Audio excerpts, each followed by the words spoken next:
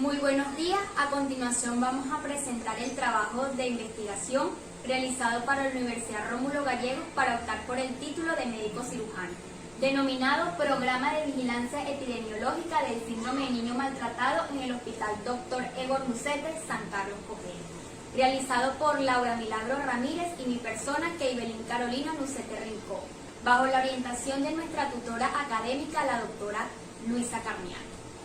El maltrato infantil como expresión máxima de desamparo y desprotección es considerado un problema social y de salud de primer orden.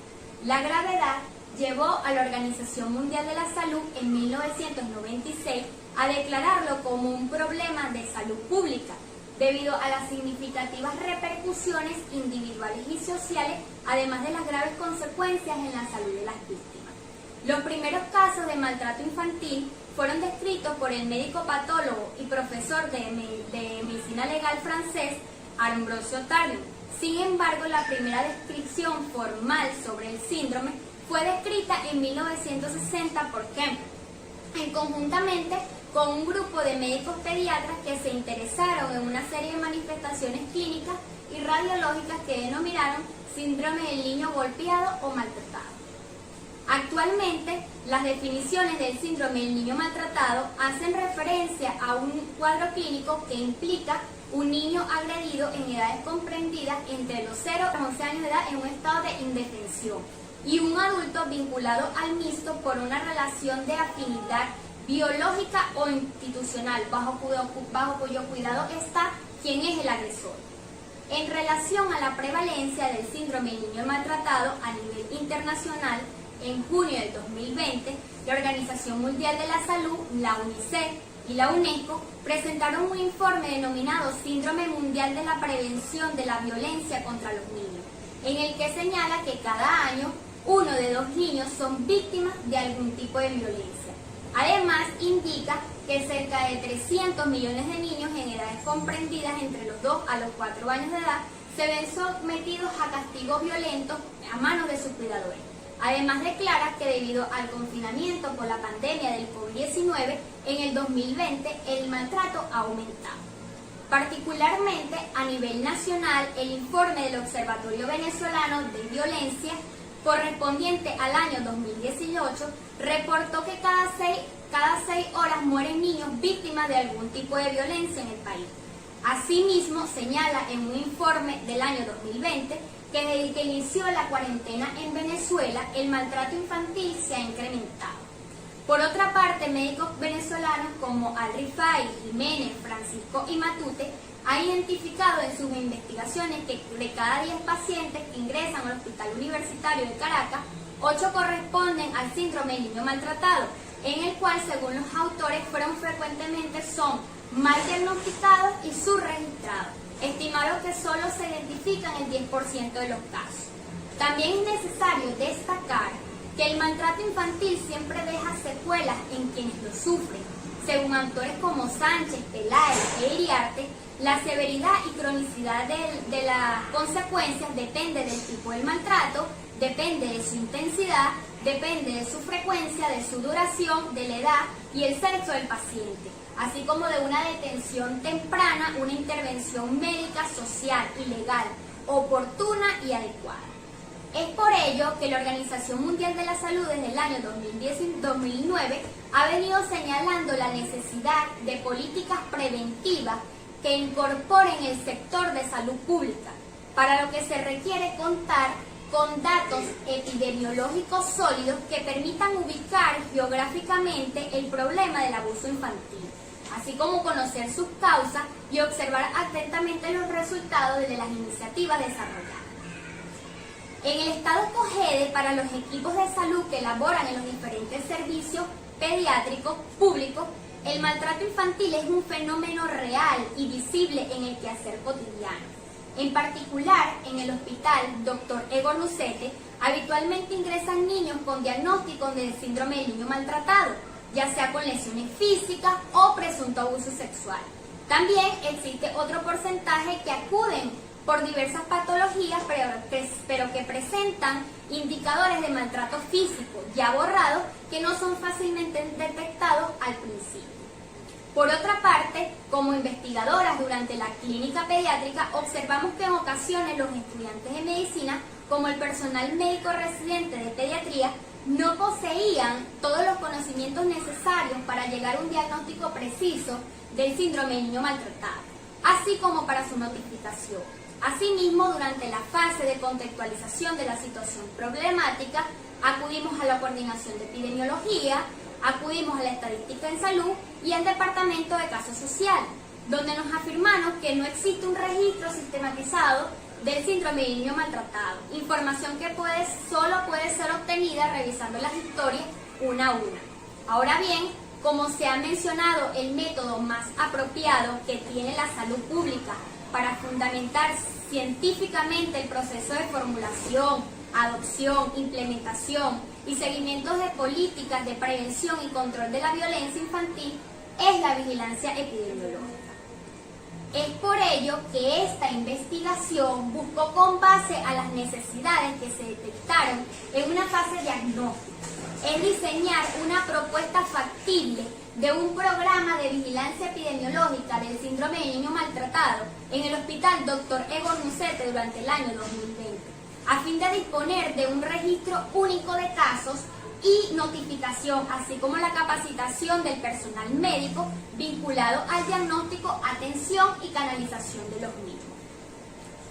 Por lo tanto, el objetivo general fue proponer un programa de vigilancia epidemiológica del síndrome del niño maltratado en los servicios de pediatría del Hospital Dr. Egor Mussette. Los objetivos específicos dirigidos a cada fase de la investigación fueron diagnosticar las necesidades para la detención, registro y notificación del síndrome del niño maltratado en el Hospital Dr. Egor Mussette para el año 2020, que fundamente la propuesta de un programa de vigilancia epidemiológica del mismo, así como determinar la factibilidad del programa de vigilancia epidemiológica y tercero, diseñar los componentes del mismo. En cuanto a los alcances y limitaciones de la investigación, estuvo delimitada a los servicios de emergencia, hospitalización y cirugía del área de pediatría del Hospital Dr. Egor Mussette. Por otra parte, el programa de vigilancia epidemiológica estuvo basado en la revisión de registros institucionales, utilizando una recolección de la información pasiva. Asimismo, en este trabajo se entiende por niño o niña toda persona menor de 12 años en lo establecido en el artículo número 2 de la LOPA. En cuanto a los trabajos a nivel internacional, como la Organización Mundial de la Salud, se considera niño hasta los 18 años. En relación a las limitaciones, dos fueron las restricciones por parte de la fase diagnóstica y la investigación. La determinación por parte de los sujetos que formaron la muestra para brindar la información a través de las técnicas de entrevistas y las encuestas vía online, ya que la fase diagnóstica coincidió con la cuarentena impuesta por el gobierno de Venezuela por el COVID-19 y la disponibilidad de los dispositivos necesarios, teléfonos inteligentes, tablets y computadoras, y el servicio de internet o datos por parte de los encuestados y entrevistados. Por otra parte, otra limitante de la investigación es la fase de desarrollo de la propuesta, puesto que debido a que las decisiones para implementar el programa de vigilancia epidemiológica corresponden a la Dirección Regional de Salud y a la dirección del hospital, la propuesta se efectuará hasta la fase de diseño. Al principio, a pesar de que al principio era llegar hasta la fase de aplicación y validación. Continuando con el capítulo 2, tenemos el marco teórico, los antecedentes de la investigación, tanto en el contexto internacional como nacional, los cuales se vinculan a los eventos de estudio, es decir, el síndrome del niño maltratado y la vigilancia epidemiológica. Entre las investigaciones nacionales tenemos a Briceño, Durán y Zorro, quienes en el año 2015 realizaron una investigación titulada Epidemiología de los casos del maltrato infantil en la organización Sanitas en Bogotá. También en el 2015 Carlos realizó un estudio doctoral para la Universidad Complutense en Madrid, en España, titulado Epidemiología del maltrato infantil detectado en un servicio de urgencia extrahospitalaria. En este mismo año, Bernal, García y Murce, en España, efectuaron una investigación titulada Detención del maltrato infantil en los servicios de urgencia. En cuanto a las investigaciones nacionales, están Farías y Guzmán, quienes en el 2015 desarrollaron el trabajo del maltrato infantil en familias monoparentales en los municipios Guacara y San Diego del estado Carabobo. Por último, Matute, en el año 2017, llevó a cabo una investigación para la especialidad de Pediatría y Puericultura en la Universidad de Carabobo, titulada Indicadores clínicos y psicológicos en pacientes con diagnóstico del síndrome de niño maltratado que acuden al Hospital de Niños Dr. Jorge Lizarraga. En cuanto a las bases teóricas, se desarrollan sobre 3 aspectos: síndrome del niño maltratado, salud pública y vigilancia epidemiológica, aportando un sistema coordinado y coherente de conceptos y preposiciones que permitieron abordar el problema, así como orientar el diseño de los instrumentos y la interpretación de los resultados. En cuanto al síndrome del niño maltratado, se define como un conjunto de signos y síntomas que ocurren en tiempo y forma, y que por sus propias características poseen cierta identidad, producidos por maltrato físico, psicológico, abuso sexual o negligente, por parte de un adulto vinculado al mismo o por una relación de afinidad biológica o institucional que por acción o omisión en forma intencional y reiterada agrede. En relación a los modelos, sobre su origen se encuentra el sociológico, el cognitivo, el psiquiátrico y el etopatogénico. Asimismo, se contempló la clasificación del maltrato infantil más utilizada por los diferentes autores y la cual se tomó para esta investigación, como es el maltrato físico, como es el maltrato psicológico, el abuso sexual, maltrato por negligencia, síndrome del niño sacudido y síndrome de Munchausen. En referencia al diagnóstico, todos los trabajos sobre el síndrome del niño maltratado hacen énfasis en la necesidad de que los médicos pediatras tengan la información necesaria para hacer un adecuado diagnóstico diferencial. Por lo tanto, para un diagnóstico preciso es necesario apoyarse en una historia clínica detallada, una minuciosa exploración física y, de ser necesario, exploraciones complementarias como rayos X y exámenes de laboratorio. En las bases legales es necesario considerar las normativas legales relacionadas con la protección de los niños. En las bases legales es necesario considerar las normativas legales relacionadas con la protección de los niños. A nivel internacional, tiene su mayor referencia en la Convención de los Derechos del Niño por parte de las Naciones Unidas en 1990. A nivel nacional, en la Constitución de la República Bolivariana de Venezuela, en el artículo 46, se detecta el derecho a que se respete su integridad física, psíquica y moral. Asimismo, en el artículo 78, establece que los niños, niñas y adolescentes son sujetos plenos de derecho. En el Código Civil, en el artículo número 278, se señala que los padres pierden la patria potestad cuando maltratan a sus hijos, los abandonan o exponen a situaciones de peligro. En cuanto al Código Penal, en el artículo 441, señala que aquellas personas que abusan de los medios de corrección y disciplina hayan causado un perjuicio o un peligro de salud de quienes se hayan sometidos a su autoridad, a su educación, cuidado o vigilancia, guarda, serán castigados con prisión. En el artículo 442 dispone de que si la víctima es menor de 12 años, el castigo será de 3 a 15 meses. En lo que se refiere a la LOGNA, en el artículo 8 determina el interés superior del niño. En el artículo 32 establece el derecho de los niños y adolescentes a la integridad física, psíquica y moral. En el artículo número 48 de esta ley establece que todos los niños y niñas y adolescentes tienen derecho a recibir una atención médica y de emergencia. En el artículo 274 señala que el médico encargado del servicio de salud que omite atender a un niño, niña o adolescente en situación de emergencia a la que se hace referencia al artículo 48 será penado con prisión de 6 meses a 2 años. En cuanto a la sospecha de maltrato, En el artículo número 275 dispone de que quienes no denuncien inmediatamente un hecho en el cual un niño o adolescente haya sido víctima será penado con prisión de 3 meses a 1 año. En el capítulo 3 se encuentra el marco metodológico. Esta investigación, de acuerdo a su objetivo general, es un proyecto factible, ya que consiste en la investigación, elaboración y desarrollo de una propuesta viable para solucionar a través del diseño de una propuesta, siguiendo el criterio de Hurtado. Su diseño es de campo, ya que los datos se recolectaron de fuentes primarias en su ambiente natural, y es transeccional contemporáneo, ya que la información se obtuvo en un solo momento del tiempo presente, es decir, durante el primer semestre del año 2020.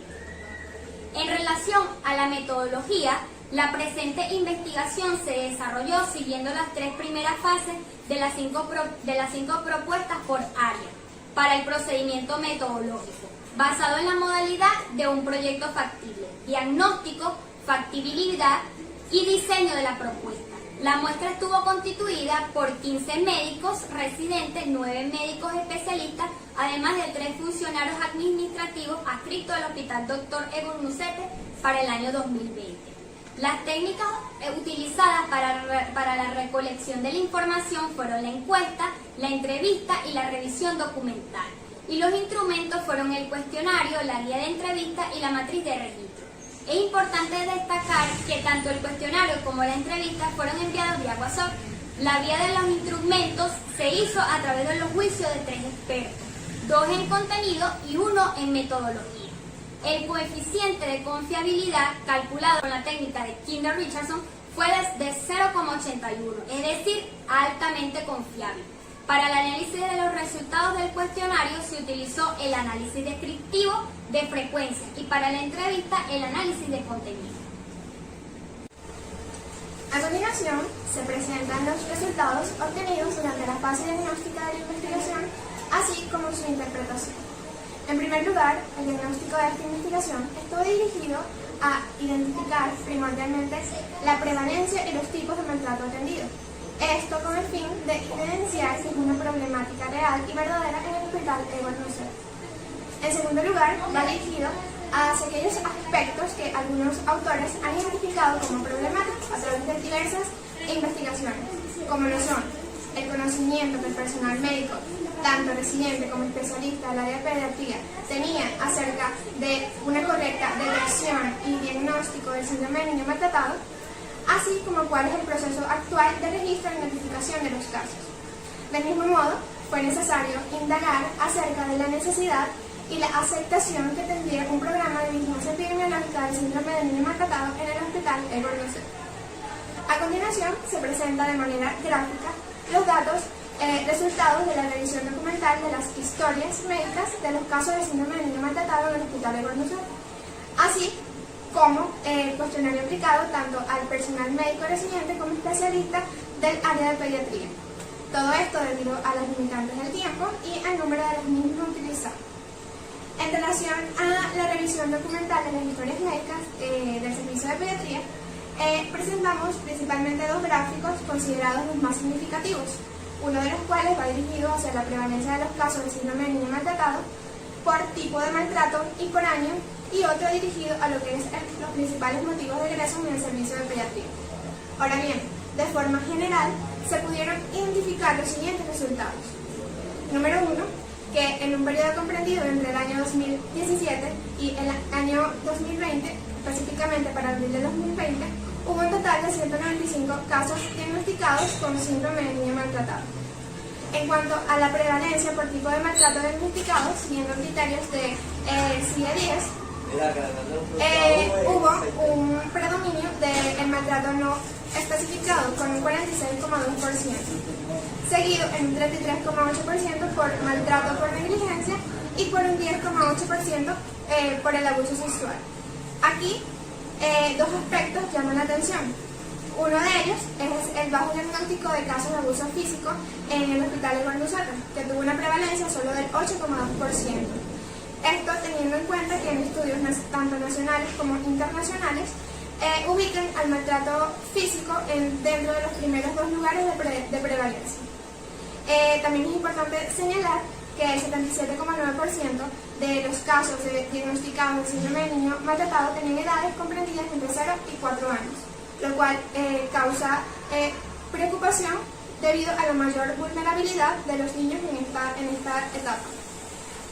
También es importante hacer referencia a que el servicio donde mayor se hicieron los diagnósticos del síndrome del niño maltratado fue en el servicio de emergencia pediátrica, donde se diagnosticaron alrededor de 89,7 casos. Respecto a las causas de alta médica, se pudo detectar que el total de los 195 casos, aproximadamente el 15,4%, fallecieron a causa de una situación de maltrato. Ahora bien, en lo que se refiere a los resultados del cuestionario sobre el síndrome de niño maltratado, se presentan también 2 gráficos, uno que va orientado a las dimensiones relacionadas a las experiencias previas y otro que va orientado a la dimensión maltrato físico. Aquí es importante señalar que se identifican por separado las respuestas tanto de los médicos especialistas como de los médicos residentes. En cuanto a la dimensión de experiencias previas que el personal médico seleccionado tenía acerca de la atención del síndrome de niño maltratado, se pudo determinar que el total de los médicos, tanto residentes como especialistas, ha tenido anteriormente alguna experiencia con detención y diagnóstico de síndrome de niño maltratado. En relación a la distribución de los diferentes tipos de maltrato diagnosticados, tenemos que un 85,7% de médicos, tanto especialistas, habían diagnosticado maltrato de tipo maltrato físico, maltrato por negligencia, así como abuso sexual. Y por otro lado, en cuanto a los médicos residentes, los resultados variaron con respecto a los médicos especialistas. En esto, el total de entrevistados, es decir, el 100%, habían diagnosticado anteriormente casos de abuso sexual. Un 92,8% en algún momento había diagnosticado casos de negligencia o abandono, un 85,7% casos de abuso físico en cualquiera de sus variedades, y un 35,7% realizó el diagnóstico de síndrome de Munchausen por poder, mientras que solo un 7,2% en algún momento había realizado el diagnóstico del síndrome de niño sacudido o síndrome de niño zarandeado. Ahora bien, en cuanto al conocimiento que los médicos del área de pediatría tienen en relación a los síntomas y los signos del síndrome de niño maltratado, se obtuvo al promediar la respuesta que solamente un 14,3% de los residentes entrevistados mencionaron que no saben cómo reconocer algunos de los síntomas, mientras que solamente un 21,4% mencionan que no pueden identificar clínicamente los signos del síndrome de niño maltratado. Diferente con los médicos especialistas, que un total de 85,7% reconocen tanto síntomas como signos del síndrome de niño maltratado. Por otro lado, también es importante mencionar que los resultados referidos a lo que es el maltrato físico señalan que el 14,3% de los residentes y médicos especialistas mencionan que no tienen conocimiento para diferenciar si las lesiones son realizadas de manera intencional o accidental. 64% de los residentes y un 71,4% de los especialistas pueden identificar claramente las lesiones en la piel producto de un maltrato físico de acuerdo a la zona de localización. Y el mismo porcentaje manifestó reconocer los signos cuando son a causa de una quemadura intencional. Acerca de lo que es el maltrato por abuso sexual, la totalidad de los entrevistados, tanto residentes como especialistas, mencionan reconocer las lesiones, tanto cuando se trata de un abuso sexual reciente como las producidas por un abuso sexual sostenido en el tiempo. Asimismo, la totalidad de los entrevistados menciona tener experiencias de diagnóstico de niños, los cuales tienen una inadecuada alimentación, así como una inadecuada higiene, que podría ser considerada como casos de negligencia por parte de los padres. En relación al síndrome de niño sacudido, solamente un 57,1% de los entrevistados reconoció durante el examen físico manifestaciones clínicas y los hallazgos oftalmológicos del mismo, y el mismo porcentaje mencionó poder reconocer durante la elaboración de la historia clínica y durante la fase de exploración física los signos de alarma que pueden hacer sospechar que se está ante un caso de síndrome de Munchausen por poder.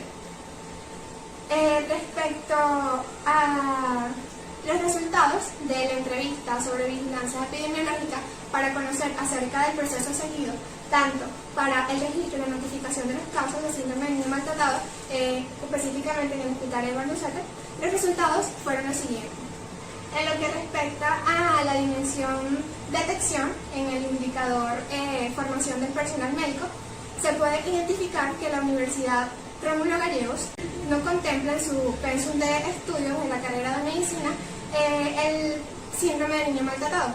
Por lo tanto, tampoco en la clínica pediátrica se dan los conocimientos necesarios para la detección, atención y canalización de los casos de síndrome de niño maltratado. Del mismo modo, se pudo determinar que tampoco se recibe información sistematizada sobre este aspecto durante el ejercicio profesional, pero sí a través de discusiones clínicas, sobre todo cuando se presentan casos de maltrato físico. Todo esto bajo la orientación tanto de médicos especialistas como del jefe del servicio de pediatría. Por otro lado, también se detectó que no se cuenta con una guía que permita orientar a los médicos y sobre todo a los que recién ingresan acerca de cuáles son los signos y síntomas del síndrome de niño maltratado. No hay ningún instrumento para el registro de los mismos, y por lo que se debe hacer directamente en historia médica. En cuanto a la dimensión o la etapa de notificación, todos los entrevistados reportaron que no existe ningún instrumento que permita notificar el síndrome de niño maltratado, ni internamente en la institución o el Hospital Edward Lucerda, ni en instancias externas como lo es las instancias legal oportunas como lo es el CERN. En relación al proceso de notificación, contrastaron un poco las informaciones suministradas. Se tiene que el servicio donde se detectan principalmente los casos es el servicio de emergencia pediátrica. Esto se hace por un médico residente de guardia, conjuntamente con el apoyo del especialista. Seguidamente se va a notificar al Departamento de Caso Social y este a su vez notifica al servicio CERNA. Aunque algunos entrevistados o algunos informantes identifican al CERNA como la primera instancia de notificación. En relación al procesamiento de la información, como no existe un registro sistemático o estandarizado del síndrome de niño maltratado, no se cuentan con datos precisos, por lo tanto no puede haber una tabulación, análisis o elaboración de informes acerca de los mismos. En referencia a la canalización de la notificación, se abordaron dos aspectos, la canalización al sistema de protección y la canalización a la Dirección Regional de Salud. En cuanto al sistema de protección, este procedimiento recae directamente sobre el responsable del servicio social, lo hace a través de vía telefónica y no queda ningún registro de los casos en este departamento. En cuanto a la remisión de los casos de síndrome de niño maltratado a la Dirección Regional de Salud, esta no se realiza por no ser una enfermedad de notificación obligatoria y no encontrarse dentro de las 10 principales causas de morbilidad infantil. Y con respecto a lo que es un seguimiento de los casos de síndrome de niño maltratado, en las informaciones obtenidas pudimos apreciar que se hace referencia a que el seguimiento solamente ocurre cuando el niño es víctima de maltrato nuevamente, debido a que en la historia clínica queda registrado el evento o eventos anteriores.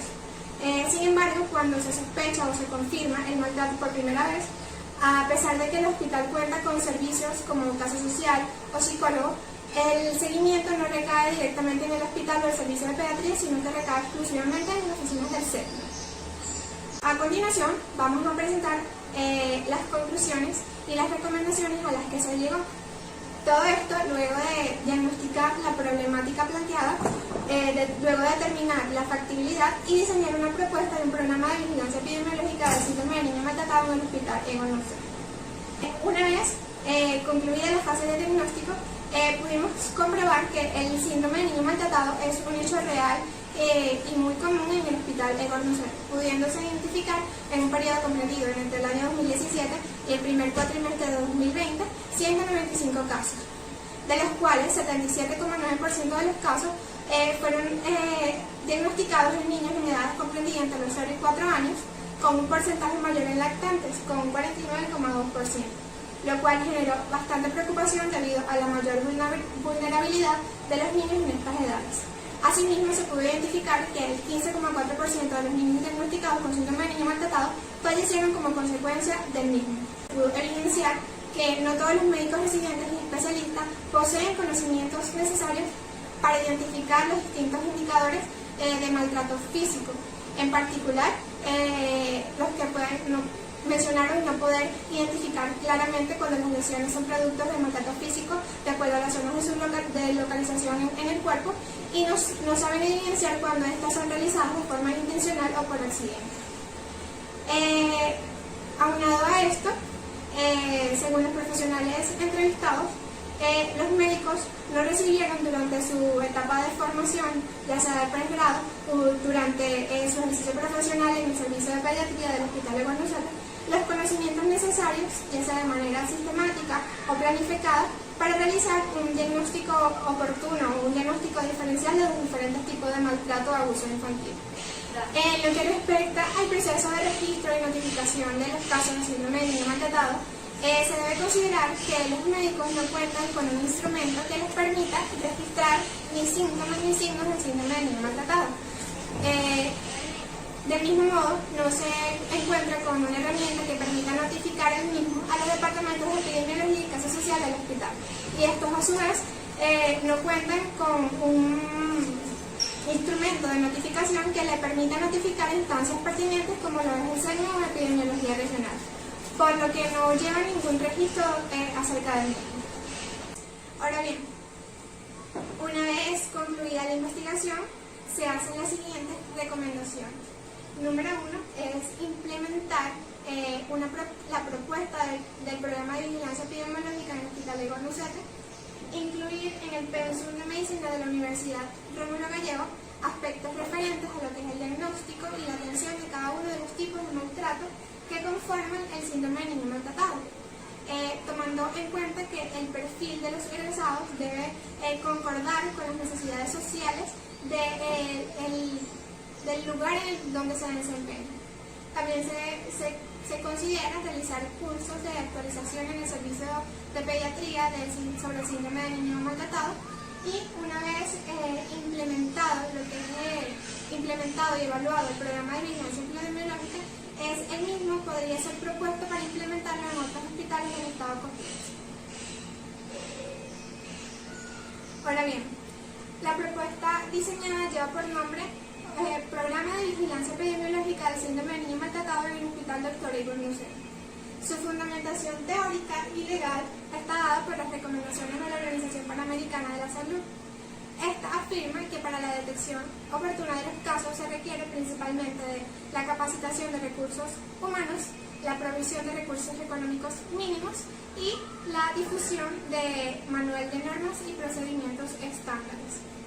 En este caso, el evento a vigilar sería todo caso de síndrome de niño maltratado que esté sospechoso o confirmado que presente, según el cuadro clínico, algún tipo de maltrato infantil y está basada en los fundamentos sugeridos por Butcher y Finney, los cuales son la simplicidad, aceptabilidad, fiabilidad, utilidad, puntualidad y sostenibilidad.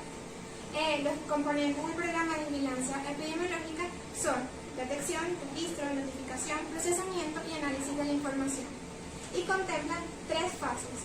Una fase organizativa, que va a estar conformada por acciones que permitan garantizar la viabilidad de la propuesta, una etapa formativa, la cual contempla la sensibilización y formación de los profesionales que estén involucrados en la propuesta, y una fase de implementación que va a ir orientada a integrar las acciones que van a desarrollar los diferentes elementos del programa de vigilancia epidemiológica.